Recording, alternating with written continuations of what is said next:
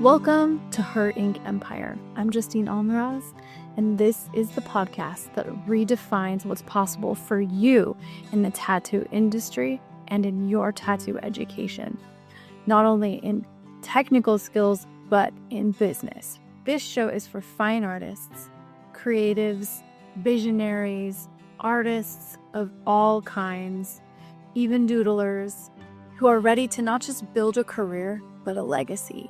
Here we merge mastery, freedom, and creative power to surpass the outdated industry norms, the outdated rules, and step fully into our creative power and roles as leaders in our communities. If you've ever felt like there has to be a better way, a better option to learn tattooing, to earn in this industry, and to lead in tattooing, you're in the right place. So let's build your empire, one bold, daring step at a time. Let's dive in. Jennifer. Hello. Hello. Welcome to the Her Ink Empire podcast. Thank you for having me. Thank you for being here. Let's dive in to where you are today. What are you excited about today? Yeah, so I am excited for a lot of really cool things coming up for me. So I am an integrative healing guide, and I specialize in somatic modalities. And we'll jump more into that. But right now, I'm currently in Colorado, and I am going to be training to do some more somatic modalities to just kind of expand my offerings. So I'm super excited for that. And of course, working with you to roll out a lot of somatic modalities for your art students and just people who want to learn more. So yeah, just kind of getting the ball rolling on everything and taking more educational courses and getting that all started up since we last saw each other. Yeah. We've been doing some cool collaborative things. So just so you know, Jennifer's somatic work is powerful. And I'd love to know if you could give us a little insight of where did you get into doing somatic healing work? How did this all start for you? Yeah, of course. So before getting into the where, sometimes I get a lot of people asking what even is somatic work? What does that even entail? And I kind of bring up this analogy of I don't know if you remember the store Bed Bath and Beyond, if there's still any around. Um, but for those who don't know Bed Bath and Beyond, it's a huge department store, and you have stuff in your Bed Bath and Beyond. And everyone's always like, well, what is the Beyond section? And you're like, you just have to go and experience it to know what's there. So you'll go into the store and kind of look around and be like, okay, I see the bedding stuff, the bath. Okay, what's beyond? And then you see these kind of things that you need for your house. And you're like, oh yeah, I do need these pots and pans for my house and these different little trinkets. So I say somatic modalities is the beyond section of our body, and the bed and bath, the bath is our mental health. And the bed is our physical body. So we already know that we need to take care of our physical body, and we already know that we need to take care of our mental health. But there's a third aspect that I think a lot of us are missing, and it's that somatic work, and that's what I teach. And how I got into somatic work is I have come through a lot of turmoil in my life. I've had to really learn a lot of different coping skills. And as I started going to talk therapy, I noticed that while it was helpful, it didn't necessarily. Is my dog making crazy sounds? Can you hear her? Well, it's like a little gremlin. Let me. He's the cutest little pug. I know she is. Okay. Sorry, my bad. No, she's fine. Okay. Should we start over? No, don't even worry. Just keep going. So anyway. So the somatic modalities are going to be the beyond section of our home or store. So that's going to include stuff like breathwork, yoga, sound healing, and there's other different modalities in this as well. But this focuses on the energy in our body and how we can move with that energy, how we can process emotions and just work with ourselves rather than against ourselves. Because I think a lot of the times we'll feel these energies or emotions come up, and we're like, no, I need to get this out of here. I don't have time for this right now. But what if we taught ourselves coping mechanisms to help us feel, even if it's just a little bit at a time? Because then over time, it'll get easier. So I teach these different energetic modality work to help people access whatever it needs to be that they're looking for. So whether they need to bring peace into their life, whether they need to work through trauma, whether they need to get more creative. There's different ways that we can work with the energy that's already within us to get the results that we want. And I came into this because when I was doing talk therapy, like I mentioned before, while I did find it helpful, I just never felt like anything happened. I felt like I was intellectualizing my therapy sessions and just kind of being like, okay, like have a good day. Like I know these things happen to me, but all right, like I didn't ever have the opportunity to feel what was happening. And something that's very unique in my perspective is I learned through going through yoga teacher training that I actually don't visualize at all. So I don't have a mind's eye. I can't visualize faces or, remember scenes. And so what was interesting is when I tried to do certain coping mechanisms like traditional meditation, I was so antsy and I couldn't relax at all. So I was trying to figure out different things to do to be able to work with myself, to be able to process trauma in a different way that wasn't talk therapy. And I found really great release through sound healing. It really spoke to me. And I was able to then understand through doing sound healing that I couldn't visualize. And doing sound healing, what was really interesting about that for me is that allowed me to have a space to be able to feel those emotions without having someone be like, oh yeah, tell me about this time, or, have like some sort of a flashback, because I don't have stuff like that. What sound healing was able to do for me was able to access emotions that were stored subconsciously that can be accessed through talk therapy, that can be accessed through different modalities, but I couldn't because I couldn't visualize. Or at least I think that's part of the reason that it wasn't super helpful for me. So that was pretty fascinating. So going through yoga teacher training definitely opened my eyes to the fact that I don't visualize. And that inspired me to really dive into these somatic modalities to be able to teach them. Because growing up, I definitely did not have someone to teach me emotional regulation. I definitely kind of handled things on my own and also just survived a traumatic childhood with a mother who faced a very serious addiction problem. And we also lived in very intense poverty. And so there was just not really any resource for me to learn about these things. I also think that, as we learn more about mental health, this is going to be more talked about. So it's exciting to be able to kind of be, I wouldn't say a pioneer of this work, because there's definitely a lot of people who have done way more than I have and ever will in my life. But I'm very honored and excited to be able to share what I know with people. So I get to coach and just really show up for people and help them process these emotions and trauma that sometimes we don't even know is in us. And it comes out at random times. And we're like, where did that come from? So yeah, that's what I do and what I love and my passion. Absolutely. Yes. Something that is really unique about the way you do the sound healing is you actually use your voice. Yeah. And that feels, I had the honor to experience one of your sound baths. And I think that that really was a unique aspect to it. Like, Mm. when have we ever been sung to? Like, maybe by our mom for a second when we were babies. Like, Mhm. so there's something really, really powerful about that. And that you have a beautiful voice, and Yeah. that it melts into the other instruments that you use too. And I think that sound healing is one of my favorite modalities for, I would say, like healing, but also for activating creative ideas.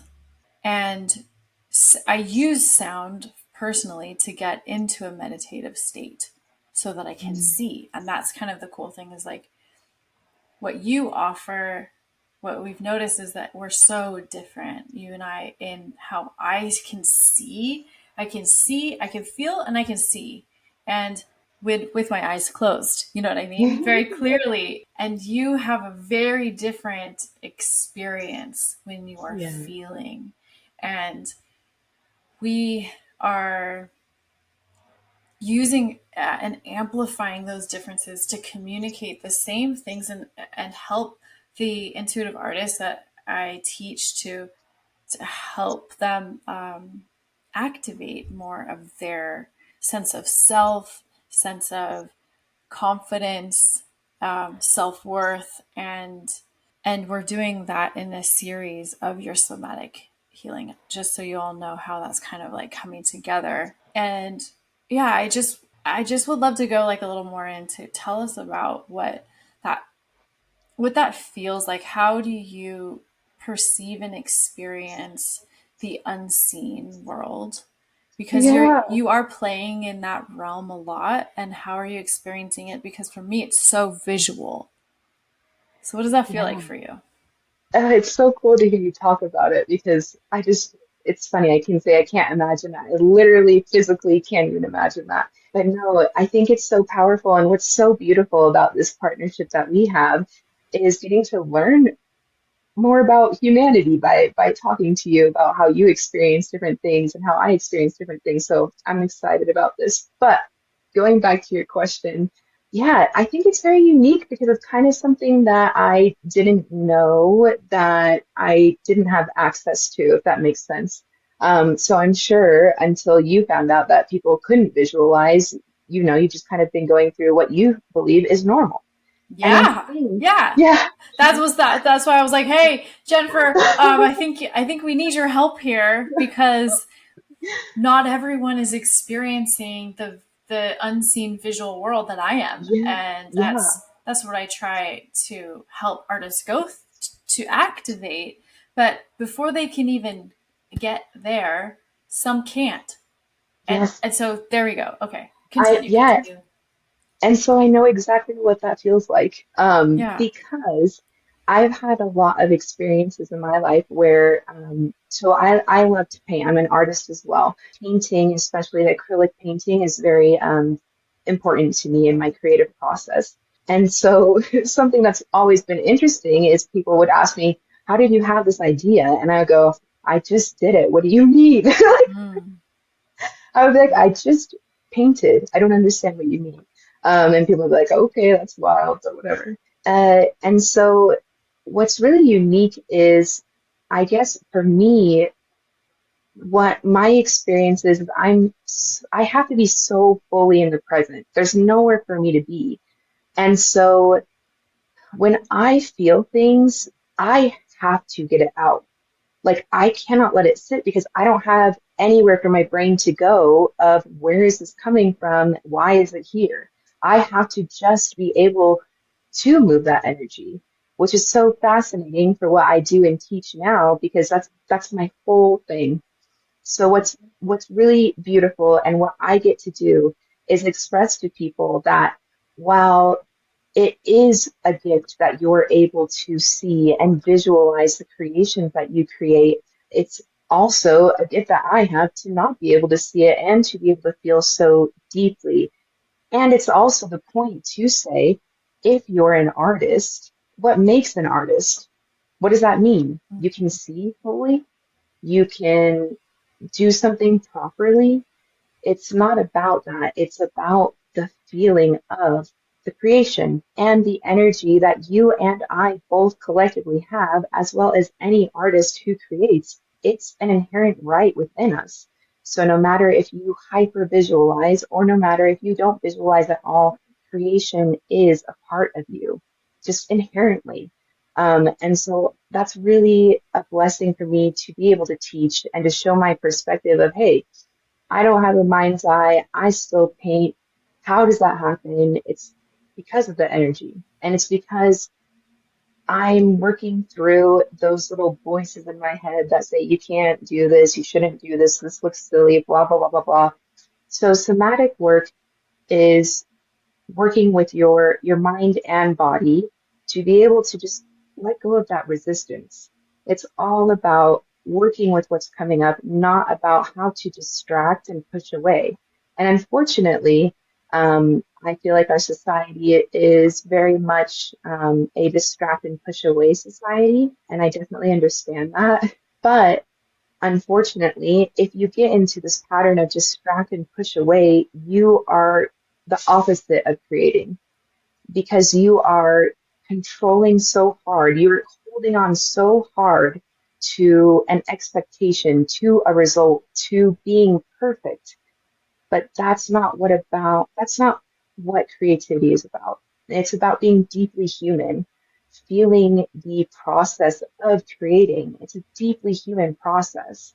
And when we add in such logistics and perfectionism and I have to do it this, and this way, we take away that energy completely. We stomp on it. And I'm sure that a lot of us who are creative have had this experience where we've created something, and maybe it was when we were a kid, but creating something and it's wild or crazy or not like, what is deemed like classically good, and we show someone and they're like, oh, what is this? It's like, oh yeah, this is my, spaghetti monster.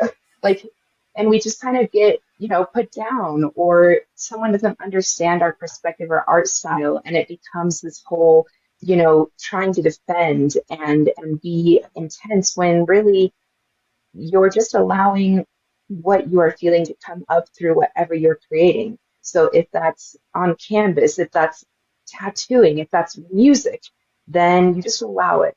And what's cool about somatic work is you're bringing awareness into the energy that you feel rather than having you be like tsunami tidal wave by emotions and then you don't know what to do. So we're bringing this slowly of, hey, let's bring, your present self into this present moment to be able to check in with yourself.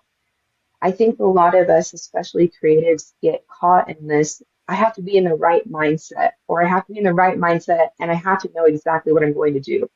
And it's like, yeah, you can do that. But I think you and I both know, as people who create things, a lot of the times, even that process can get derailed completely, and you end up with something completely different. So it just kind of goes to show that the energy of creation is one that is something that we have access to all the time, but we have to be aware of where, like, we have to meet that energy where it's at to be able to harness it. And I think that's where people get worried, is they might feel feelings of fear, or anxiety or stress when they sit down to create and they go, I can't do this. But sometimes that's the best place for you to be, is to sit down and create in that mindset.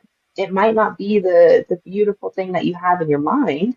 It could be something completely different, but you're allowing yourself to access that energy and be aware of it so that when you do want to make something that is in your mind's eye or an idea that you have, you can get to it easier, if that makes sense. Yeah. So, okay, so let's say the person who's listening to this right now is feeling so locked in on perfectionism that it's with their creativity, and that they're staring at the blank page and they're like, they're feeling, I want to be an artist so bad. Like, either they've invested in learning or they're considering going down this path, but something is holding them back, and they don't know how to move forward. What would you say to help them break free? Because if they have, I believe they have the desire to get to the other end of that Yeah, and to be the artist they came to be. So what do they do in the moment? I would first ask them, what does it what does it even mean to be an artist? And also, what would that look like for you, that point when you make it, when you finally get deemed to be an artist? And I would say, would you tell Justine, would you tell me, you have to wait, you're not an artist yet? No. And I think what happens is we are waiting to get a huge check from someone that has bought our art to go, okay, I am now an artist. I think we are waiting until we, master a certain technique to say, okay, I'm an artist. But what is really unique and what I'm trying to bring forward is everything that we have is inside of us already.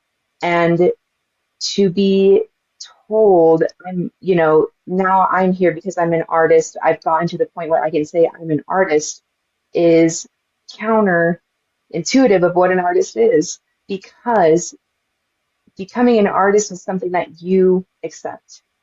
That is something that you have to say, yes, I am an artist. And then you create from that place of intention and energy, regardless of if you get the check, regardless of if someone says this is art, regardless of that external validation. The perfectionism comes from the need to feel validation from an external source. It's not coming from in here because this is already ready to go. That anxiety and perfectionism is solely because we want someone to say you're doing good. We want the outside validation on that. Yeah, yeah. Mm. Which of course we do. It feels really good when someone connects with your work, but that's not what this is about. This is about being authentic and true to yourself and your medium. Because when you are authentic and true to yourself and your medium, beautiful things happen. And I know that you've seen that. I know that you know that with people that you've worked with who've said, once I finally just kind of accepted my style or really, dove into my personal work and just kind of express this differently, oftentimes we find that we create something that's bigger than ourselves. For example, I never thought that I would be able to do the work that I'm doing. When I grew up, I was very much told, you're going to be a wife and mom. Education's not very important for you. Like, your needs are not first ever, ever, ever. Like, very clearly, that was for me to just go, okay, everything else depends on someone else's life for me. And I kind of put myself in the space of, okay, my mom is not doing well. Let me, try to go to medical school because I want to become a doctor to help my mom and to save her. So that's what I started to do is I got into the medical field and I really worked hard. I was pre-med, and then unfortunately my mom passed away. And it kind of shifted something for me where I was like, oh man, like people have to decide to change. And so therefore I need to just completely focus on what I'm doing. And, the rest will fall into place. So I kind of had that realization of like, okay, so I need to just kind of like life is way too short. Like I need to figure out what I'm going to do at this point. And then a couple years later, my dad passed away. And for me, that's when this realization was even bigger of like, life is so short, so fragile that I cannot waste my time doing stuff that doesn't feel authentic to me. So, fast forward a little bit later is actually where I met you. Jennifer, how old were you when they passed? So my mom passed away in 2018. I believe I was 26 then, and then my dad a couple years later. So both my parents passed away in my late 20s, and I'm 32 now. So it's been within the last few years. It's been pretty intense. And something that was really important to me was I looked at my parents and saw what amazing, intuitive, and creative people they were, but they weren't doing anything for that. Like they completely dropped anything creative in their life before they passed away. And I was thinking, what can I do to honor myself and them? And it was kind of like, I just need to be my most authentic version of myself. How am I going to do that? I'm not sure. And so that's when you met me. I came in to get this lovely arm piece that you did to activate this part of me to go, hey, I'm going to be unapologetic and authentic in everything that I do. So that's when I started doing yoga teacher training and really getting into sound healing at that time. And it just was a really beautiful way for me to open up and just kind of be like, okay, I can make a future, but I have to be the one that accepts and decides that I am an artist. I could, when you and I met each other, there was just no thought in my mind that I could do the things that I'm doing today. And so that's why I say I think it's very important that, yes, technically we can do a bunch of things and make it look gorgeous and amazing and perfect. But I think the most important thing is accepting of ourselves as artists, and that's okay. We don't need an external source to tell us like this is perfect, you did great. And it feels great. I won't lie, we love a validation moment, but once you're able to just kind of understand it's about the creation, not the product. I think that's super important because we can get really caught up in the end result. But really it's just it's everything that's coming together. And I think that people who really dive into the creative process can understand the beauty behind how chaotic it can be sometimes.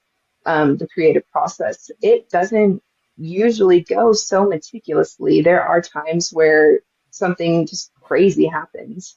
So it's a lot of just acceptance of yourself and just realizing that you're inherently an artist because that's what we were born to do.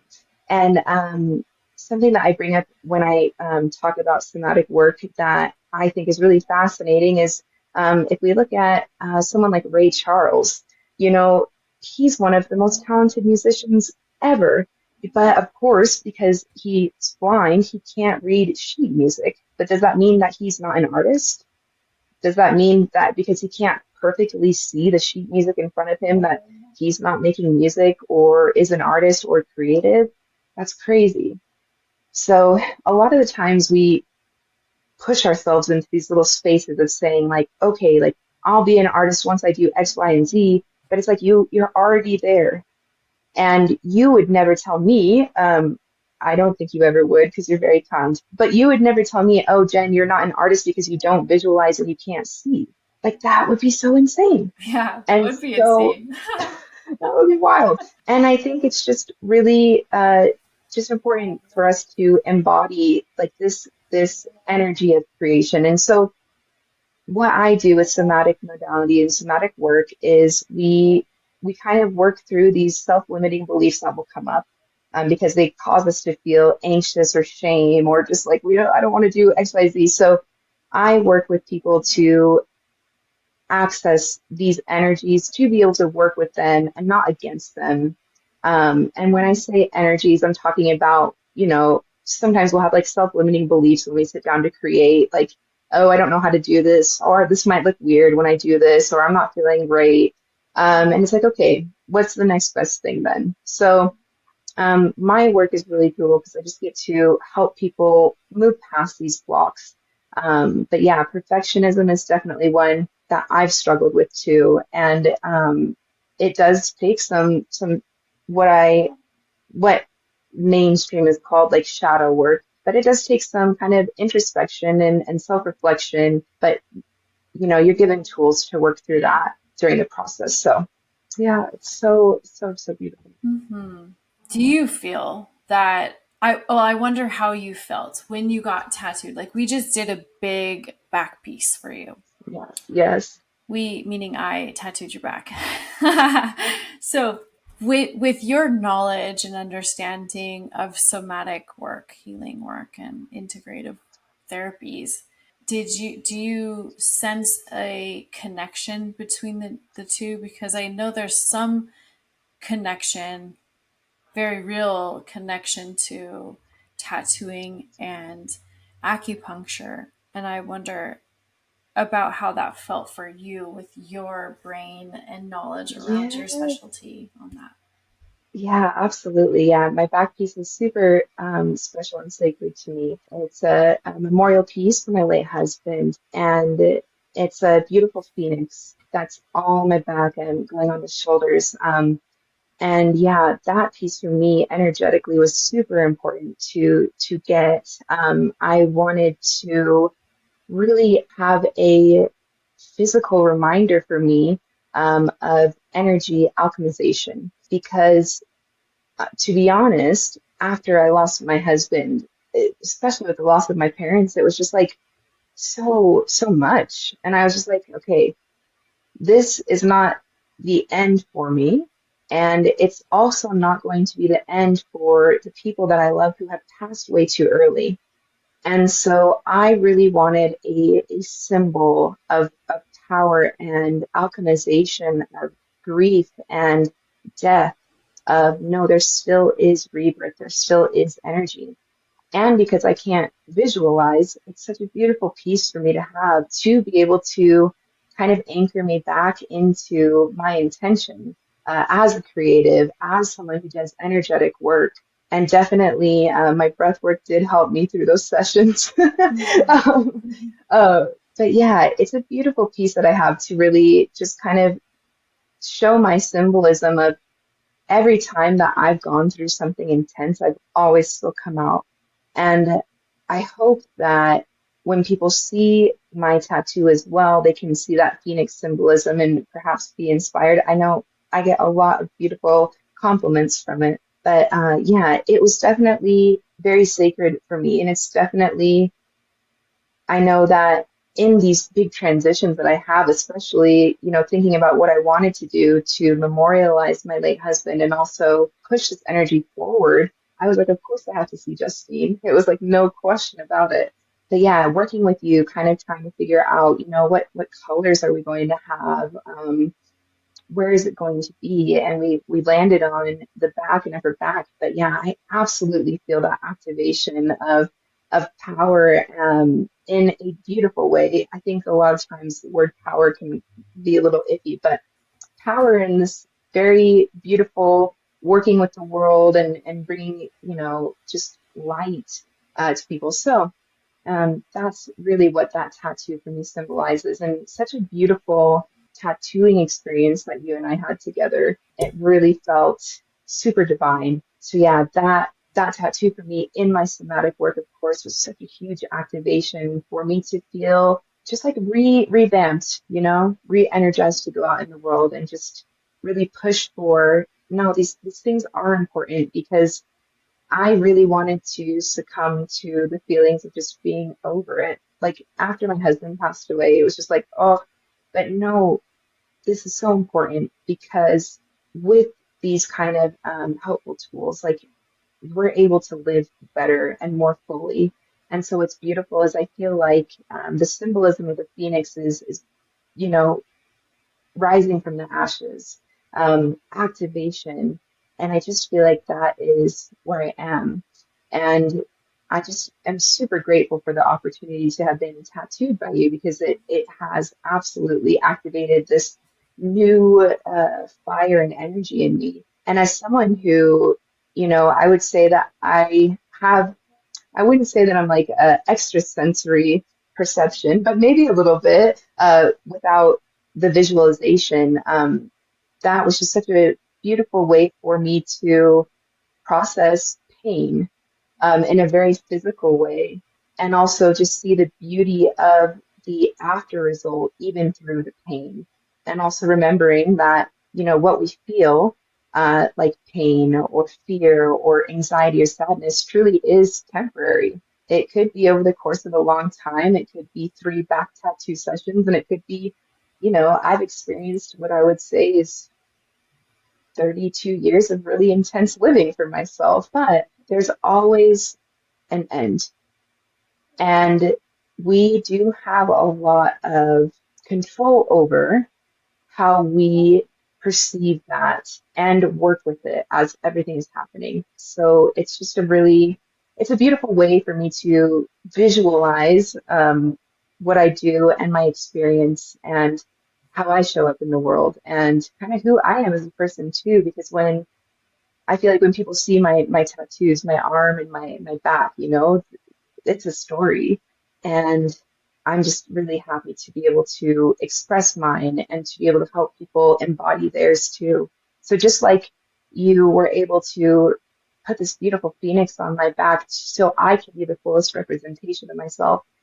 I'm not needling people to do that. I'm making them, do breath work and sound. But yeah, it's the same thing, just different ways of processing. I think it's so beautiful. It was such an honor to create this piece with you.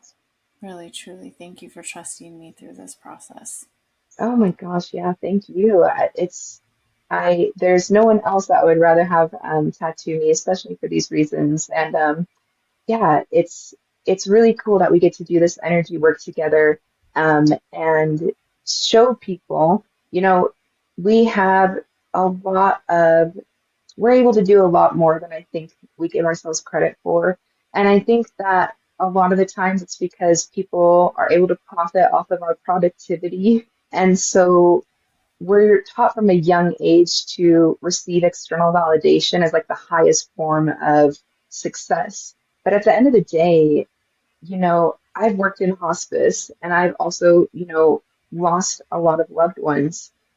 It wasn't about how much they had at the end of the day. It wasn't about what what they created. It was about who they were as a person, the effect that they had on other people, what they taught. And I think, this is a really great way for us to show people, hey, yes, the end result is important, but it's also not the end all be all. It's the things in between. So it's the beyond of the Bed Bath and Beyond again, bringing that back there. But yeah, it's just filling in. It's kind of like that missing puzzle piece because I feel like a lot of the times we're just kind of in this weird limbo, especially around creation. We just kind of have this like weird energy or limbo that we can't like name. And I think that a lot of the times it's that somatic work that's super important to be able to just kind of clear the space. It's kind of like, I would say, like clearing out a storage unit to be able to put it with things that you currently need. So sometimes we'll be like, oh my gosh, I have to put this somewhere. I have no idea where to put it. So like our emotions. And we'll kind of open this, old thing and be like, well, I don't even remember all of these things in here. Like, and as you start clearing that out, things might come up for you. But the good news is you've cleared a space for you to be able to put things in and think more freely. So somatic work is taking away the cobwebs and the old memories or feelings that might still be trapped in our body, clears it out so we're able to just be present and in the moment, if that makes sense. Yeah, it does make sense. That word, somatic work, was a word that didn't make any sense to me. And I kept hearing this like buzzword over and over and over again. And then, Yeah. like, hearing the way you break it down makes a lot of sense. So thanks. Yes, and it's funny too because I remember when you asked me initially, like, what does this mean? I was like, I was like, you know what? I need to be able to put words to this because so much of the time I've been able to just kind of be like through a session, someone be like, oh yeah, that makes sense. That's what I really need, and I just kind of be like, okay, just experience it. But for people who might not know what it is, it does sound kind of interesting and odd. And truly, it just is your body's connection to your mind because our mind, it's all connected. And I think that there's a lot of room for us to learn about emotional regulation, for us to learn about energetic, responses to how we show up in the world. It's really profitable for people to, use people's energy for their own like gain. So that's unfortunately a lot of the times where I think a lot of we get stuck in the validation aspect of things, but really it's more so about your own self-validation and working with yourself to be able to be creative and just be free in that authenticity. I was thinking about that 2018. Actually, so funny. Like, just a few minutes before we got on, I was talking to Luis about 2018. That's when I first started coaching artists. And I was telling him, like, gosh, I'm not the same person that was doing that work then. I was just figuring out. I was doing my first interview series at that time. And I was I was so in the beginning stages and it feels so long ago, but it was just 7 years ago. So 7 years ago, I look back on you and that's when you said we met, right? You remember that. And I look back at who I met then and who you are now. I literally cannot recognize you as the same woman. What's funny is, do you remember when we had the back tattoo consult? You were like, "Hey, I'm Justine." I was like, "I know." Like I'm Exactly on what top I'm talking about. And you because also it's changed so. your last name. It's true. No, you're very on top of it. That's not the point. It's more so the The the feeling. the people's energy and Yeah. feeling is so vastly different. And I think, yeah, let me emphasize, Justine is very detailed and put together. She would not forget. No, but sometimes I do. But No, no, that's true. it's just it. I think the point is it was such a drastic difference, though, right? A Yes, completely drastic difference. drastic. In people like night and day. Mhm. So yeah, and it you know what? If it makes you feel better, I don't remember people's faces at all, so it's okay. Uh, Yeah, yeah. You know what I realized too? Because I'm not so great at remembering every single person I've tattooed, and which is why I record my sessions. Right now I do all of my consultations on Zoom, and I record them, and that's like my filing system to remember everybody. But I realized I was going back through some pictures and realized that there's a huge chunk of time, like a couple of years, where every single client I tattooed was wearing a mask. So I oh, never saw 50% of their face. oh, that's crazy. Yeah. I tattooed Yeah. someone the other day and I know she's a repeat client. Like I know her name. I remember the tattoo. I remember the session. I remember the photos. I remember the day. She comes in for her second tattoo like 4 years later, 3 years later, and I'm like, I've never seen your face before. Who are you? Like, oh, the reason is because I looked back at the pictures. It's because everyone was wearing masks. So, Yes, yes. but Yeah, you were not when I met you, and you look yeah. extremely different. Your energy is completely different, and you are on a whole nother frequency in life right now, Isn't it despite wild? what happened.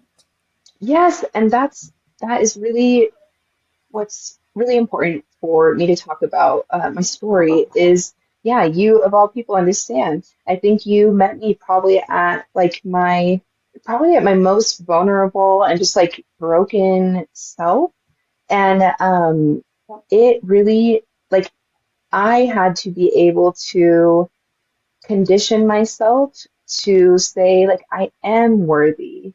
Like, I am worthy to be able to create. I am worthy to embody myself as an artist. I am able to take care of myself. And so, again, kind of what you and I have talked about of it's the external validation feels really good. But unfortunately, if we are creating from a place of only seeking that external validation, nothing will ever, ever, ever be good enough. And that is going to be an exhausting cat and mouse game as an artist. And I think that's where we hear a lot of the tortured artist kind of stereotypes. But it really is about self embodiment and harnessing the energies that you feel in your body to work with what's going on. Because when you met me, I was definitely someone who pushed all the energy away, especially being someone who feels, I think, like really, really extra deep. I was pretty agoraphobic. I was not And that's very. when you don't want to leave the house. Yeah, exactly. Yeah, thank you for clarifying. Yeah, it's when you are like legitimately paralyzed in fear to leave your house. Because with what I have experienced, I have PTSD. Luckily, a lot of the symptoms that I struggle with are managed through different things, especially somatic modalities, of course. That's my bread and butter. But let's see. Yeah. Oh no. Let's see. I blinked out here. That's okay. You It's okay. you've I'm just trying. transformed so much. I mean, Yes. Yes, what I'm saying is through that my own self-reflection and realizing, oh, like I need to be the one to take care of myself. I need to be the one to advocate for myself. I need to be the one to say I am an artist. I need to be the one to say I accept myself at these spaces. And it felt really uncomfortable a lot of the time. And it felt really imposter syndrome of showing up in spaces where, you know, I didn't feel like I belonged. But once I was able to work with myself and different ways of healing, slowly but surely, I saw the benefits of this. And I saw the benefits of taking care of myself. I saw the benefits of pushing through those emotions that would come up and I was terrified of. Going back to the agoraphobia, that what was happening is my PTSD was coming up for me and these feelings of intense emotion was coming up for me. What I didn't realize is that it was deep inside me. It wasn't the external world. And so I had to learn how to work with those overwhelming feelings of PTSD or emotions, etc., to be able to function out in the real world. So that is really what I'm super passionate about is helping people understand that yes, you're going to have these really intense feelings come up and you're going to have days where you don't feel like leaving your bed or you're terrified. But the wonderful news is that you can work with that and you can overcome a lot of these challenges. I think that feel like, doom forever, how it's going to be forever, but we're not doomed forever. And again, going back to what you tattooed on my back, the symbolism of the phoenix, no matter what point in your life, you can always start again. I really, really want to emphasize that point. You can be anywhere in your life in the worst times. There's nothing that's not unsolvable. And that's very important for me to emphasize. There's always a solution.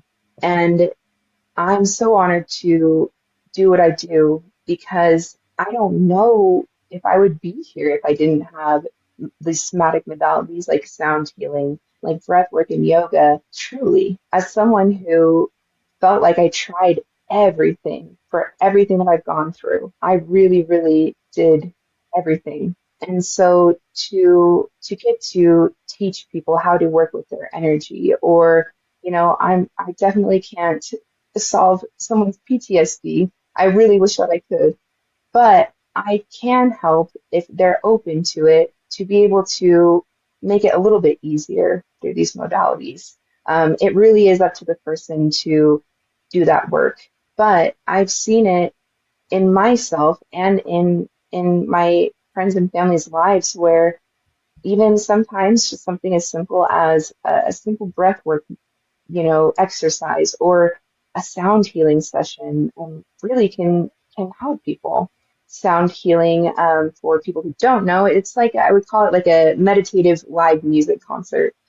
So I'm using different frequencies and instruments to do different things to our body. And one of my favorite things is having someone who comes to a sound bath who's been like dragged by their partner or maybe it's an employee, wellness thing. Because I've had that before where employers will hire me to do a sound bath for their employees. And I'll definitely get people that are like, oh, what's this going to be all about? Whatever. But they go into it with an open mind. And at the end, they'll come up to me and say, man, I haven't felt that relaxed in years, like truly. And I've gotten really beautiful messages, sent to me where it'll be days later and I'll be like, I've slept the best that I've slept in so long. And while I'm very flattered that people like to hear me sing, the beautiful part is I get to tell people you have access to these modalities a lot of places, and I get to teach people what works for them and how to do different experiences to do different things. So it's really beautiful, and I know that you and I both know sometimes listening to this, it might sound so ambiguous and just kind of cerebral or maybe kind of not super digestible. And it's really because it's something that you just have to experience, I feel like. I have one like burning final question, I think, for you about Yes. this, about kind of to sum everything up. What was the biggest thing that got you through the last season after your husband passed? Oh man, I would say creating. Um, I would absolutely say creating. Being able to create has definitely saved my life, because even when I talk about what I do with my somatic work, I could not have done if I didn't create this path for myself. This is not a role that, someone hired me on Indeed. I really had to use my own creative process and my intuition and my own voice and power to create this kind of coaching role that I have, and to be able to step into these places where I didn't think that I could go, and have them hire me to do somatic work, which is crazy. Again, like I never thought that I could go there. But creation absolutely is what saves me. To be able to make art or write poetry or sing during a sound bath, that's also creation. It's really, I believe, in my perspective, that creation is the reason. Well, it sounds silly. Creation is the reason that we're alive, but I mean that in an artistic perspective. Whether you're a spreadsheet monkey doing financial spreadsheets like my late husband was and was amazing at it, whether you're a very talented entrepreneur and tattooer, whether you are a self-made artist who teaches somatic modalities, we're here creating. And really, that is, I feel like everyone kind of says that there's this thought in Eastern philosophy that the only thing that we're all going to experience is suffering, and I love that. And I also like to say, I think on top of that is we're also going to experience creation, because you need that destruction in order to bring that renewal. So yeah, my hope is that people can understand you can have your whole life destroyed constantly, because I can't tell you, unfortunately, since 2018, my life has been constantly destroyed and rebuilt. I've had to start over so many times, but you can survive it, and you do survive it, and you can come out even better than you were. I still can't believe I'm on a progression of still moving upwards, even though there are days where it feels like I'm not. And so it's just beautiful. I get to help people see this perspective of, yes, there's a lot going on and your emotions are going to be there, but there's this beautiful journey that we're all on together. I think that we get distracted by a lot of things that come up, but at the end of the day, there's this beautiful magic that we're all connected to and a part of, that I can just redirect back to ourselves, back to our center. Mm-hmm. And that's really what I get to do for people. So beautiful. You're so beautiful. Oh, you too. Thank you for sharing your beauty, your gifts, your talents, your healing with us. Thank you for sharing it with our community too, of our artists, and for collaborating with me. Thank you for continuing, for choosing to continue to do life deeply. It moves me to tears like regularly when we talk about this. It's it's profound to witness your commitment to living. Ooh, you're making me feel emotional. Oh, thank you. Yeah, it's important Thank to you. me. It really is. And I really hope that I can inspire people to do the same. That truly would be my biggest life's work. But yeah, again, we are also needed here. And you're everyone who's listening, your life is so important and valuable. Please understand that. There's so much good and excitement. And I think that we just need to look in the right places. We just need to have a different perspective sometimes. And so, yes, lean on your community, lean on creating, and absolutely just know that there's always something, and if you don't know what to do, and if you feel overwhelmed, I think something that's always helpful to me is just take the next best step, whatever that is. So, yeah, thank you for having me. And of course, I'm so excited to work with you some more, and teach your wonderful, beautiful students. Yeah, I'm Thanks. excited to see what happens. Yeah, thank you. Just what's the best way for everyone to go find you and connect with you?